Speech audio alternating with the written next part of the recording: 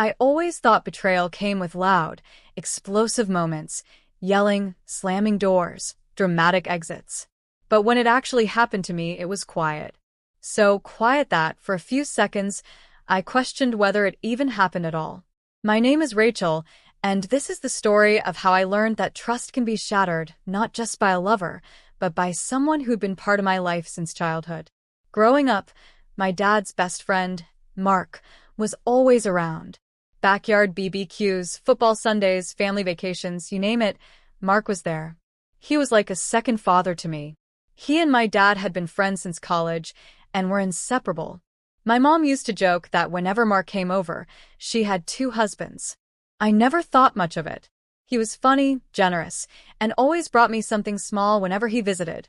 A book, some candy, or just a funny story to make me laugh. When I turned 23, I moved back in with my parents for a few months while finishing grad school. Mark still visited regularly, sometimes helping Dad fix things around the house, sometimes just dropping by to hang out.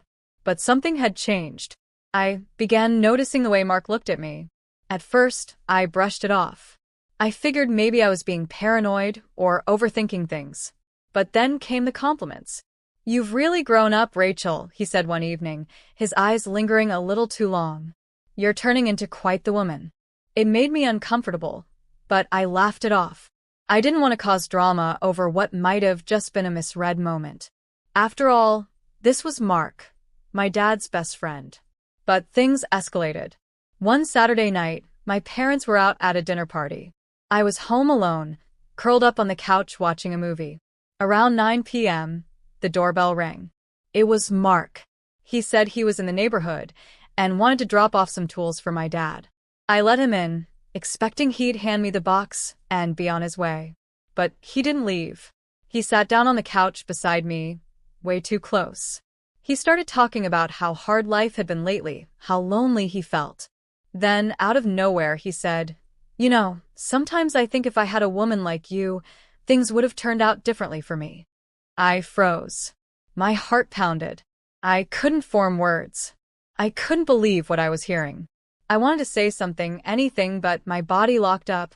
I felt trapped in a moment I never imagined. Then it got worse. He reached out and placed his hand on my leg. That's when something inside me snapped.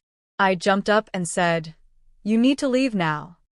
I didn't yell, but my voice was firm. My whole body was trembling. He stood up slowly, smirked, and said, all right. Just don't tell your dad, okay?"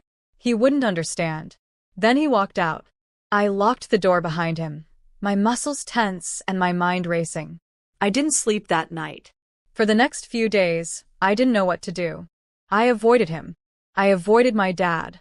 I felt sick. I kept replaying the moment in my head, wondering if I had overreacted. Maybe it wasn't as bad as I thought.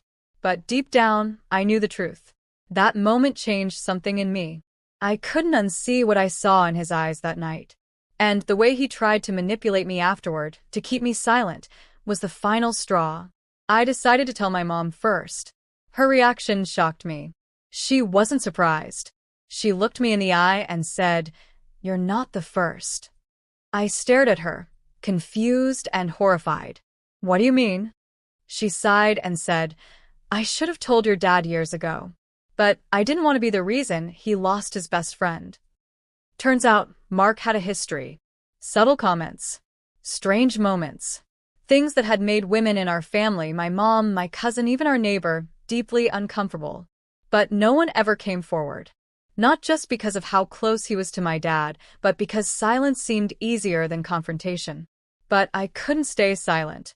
It was the hardest conversation of my life. I sat my dad down and told him everything. At first, he didn't believe me. His face turned pale, then red. He kept shaking his head, repeating, "No, Mark would never do that." But then my mom backed me up. Slowly, painfully, the truth began to settle in. My dad hasn't spoken to Mark since. A friendship of 30 years ended in one conversation. It hurt him deeply, but he told me he was proud of me, for speaking up, for saying no, for not staying silent. There's this myth that betrayal only happens in romantic relationships. But that night on the couch, something was broken. My trust. My sense of safety. My past. I was forced to see a man I grew up trusting turn into someone I barely recognized. That betrayal left a scar. But it also gave me strength. I've learned that silence doesn't protect anyone.